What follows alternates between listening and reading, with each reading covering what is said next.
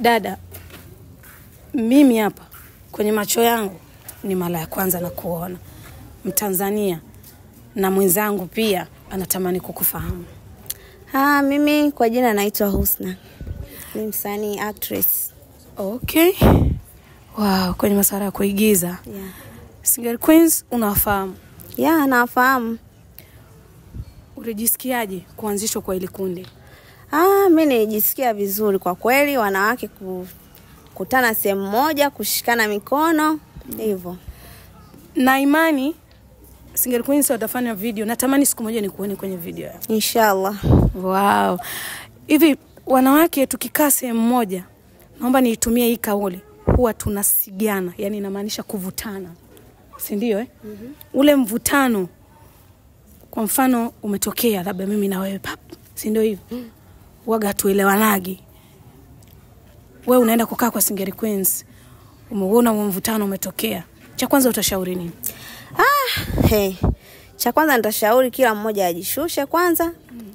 Maana sio kazi rahisi. Unajua wanawake kukutana na kukaa sehemu moja mkafanya kitu kimoja mkaelewana sio kazi rahisi.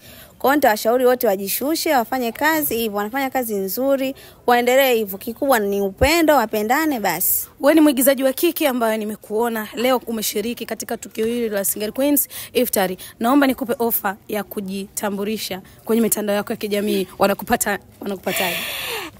Kwenye mitandao ya kijamii, Instagram Husna Chocolate utanipata, TikTok Husna Chocolate, hivyo utanipata. Ni mtu mwenye machokoleti yake bana. Anaitwa Husna Chocolate. Yeye amejiita hivyo. Mimi kiukweli nitaenda kumsearch, nita like, nita subscribe na nita comment. Karibu sana. Asante. Na tunashukuru. Asante. Sawa, lakini kabla mwingine kuja, mimi naomba niseme hivi. Naomba niwepo kama upande wa Single Queens, tunapenda kutoa shukrani zetu za dhati sana kwa kaka yetu, rafiki yetu, ndugu yetu. Tunaweza tukamuita baba mlezi. Si unaelewa Ni Mr. wake na dada ni Kinyasha. Tunatoa shukrani zetu za dhati.